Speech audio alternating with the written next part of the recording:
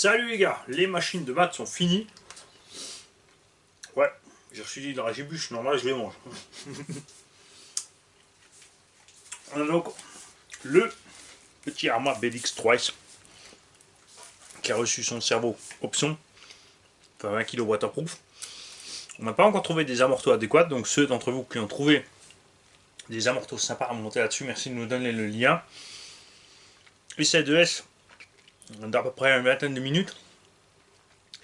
Pas la moindre trace d'usure sur le cardan, sauf un tout petit endroit, il y a une pierre qui allait se mettre là-dedans. On a un petit frottement sur le cardan, mais rien de méchant. Par contre, il faudra faire gaffe, si ça reste à long terme, évidemment, vous allez user les cardans.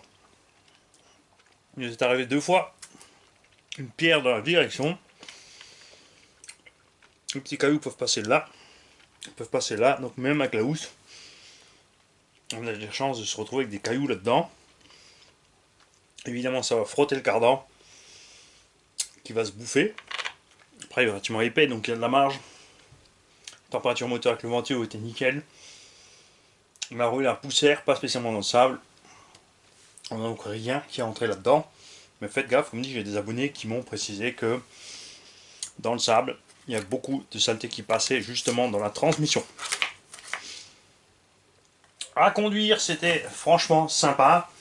Un peu trop glissant de l'arrière, je trouve, pour un 4x4. En 2S, gérable.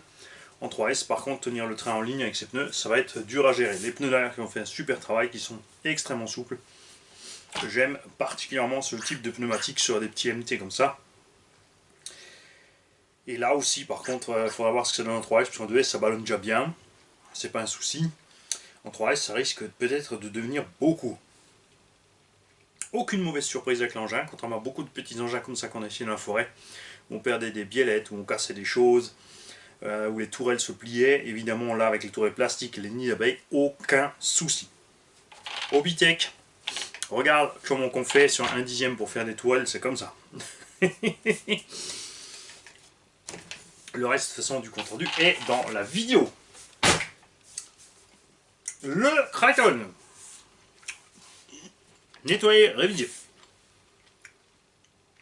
J'ai remplacé uniquement les roulements de diff puisque j'ai démonté totalement les diffs. Donc les roulements étaient accessibles à ce moment-là. Profitez pour les changer. Tous les restes des roulements sont encore d'origine et font le travail. Puisque les roulements d'entrée de diff, c'est un problème, sont très simples à changer.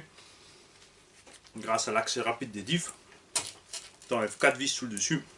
Tu lèves ton carter, tu déclipses ta barre stable, tu sors ton diff. Tu desserres le petit BTR ici de la noire d'entrée. Tu sors ton pignon d'attaque et tu accèdes au roulement sans le moindre problème. Le roulement intérieur de toute façon est absolument immense, c'est un roulement de 1/5e et c'est ce qu'on aimerait voir sur beaucoup d'autres engins. C'est d'ailleurs même le type de roulement que j'aimerais bien voir dans les fusées. Enfin, pour les engins de bâche, ça serait top. Comme ça, on aurait définitivement la paix. Matt prend soin de ses machines, donc pas de surprise. Comme j'avais dit, la servo option 36 ou 42 kg JX sur le support en alu. J'ai ressoudé proprement les cosses moteurs. On a isolé aussi les câbles qui étaient un peu endommagés. Dessoudé les XC90, pareil, ici remplacé le câble au milieu qui était endommagé.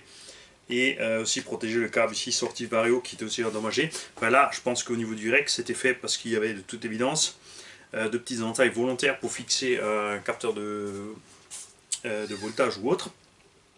Enfin, c'est à ça que ça me faisait penser.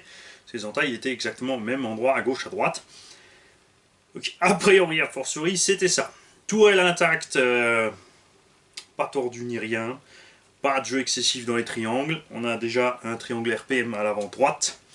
Et les 2 RPM à l'arrière. Il a gardé encore l'origine ici. C'est un très bon choix, c'est sûr, parce que quand tu changes tout, finalement, ta pièce d'origine te sert rarement encore à quelque chose. Donc, autant la finir.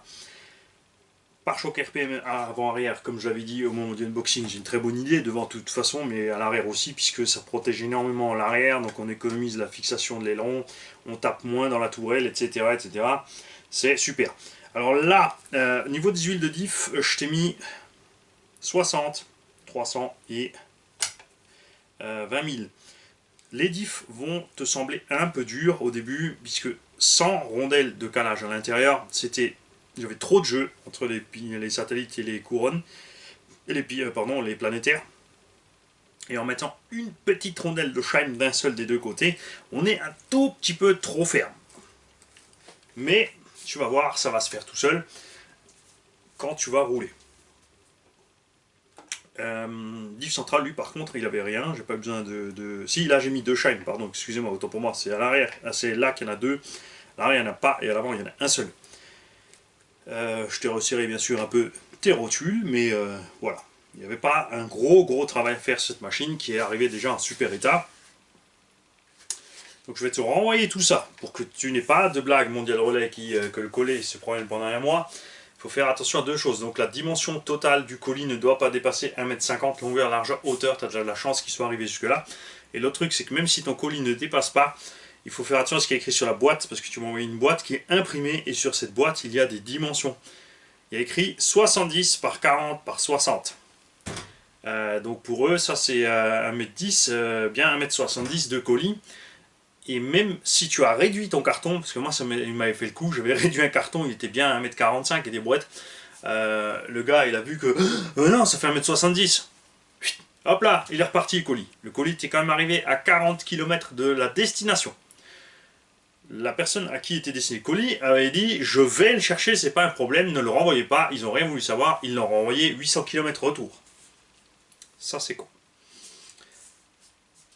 Mais comme je me suis plaint par la suite, puisque j'ai bien montré la dimension du colis sur photo, ils m'ont évidemment remboursé.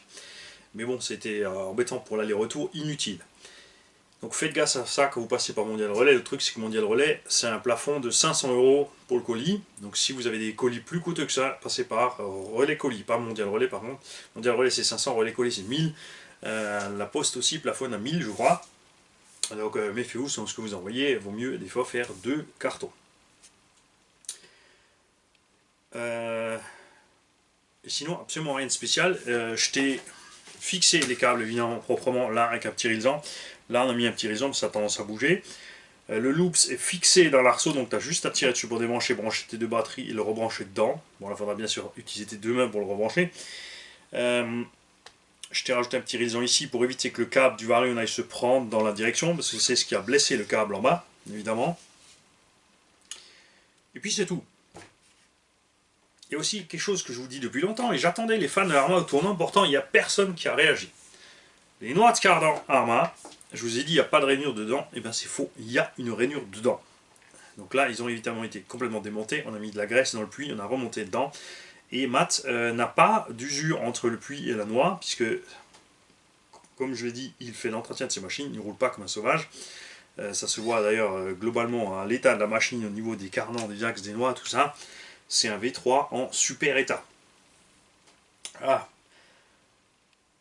J'ai tout dit, ou peut-être pas, c'est pas grave. Moi, je vais continuer mes dragibus. Parce que le problème des dragibus, c'est qu'une fois que tu en as mangé, tu as du sucre plein la bouche, c'est collé partout. Et puis, t'en manges, et jusqu'à ce qu'il n'y en ait plus. Salut.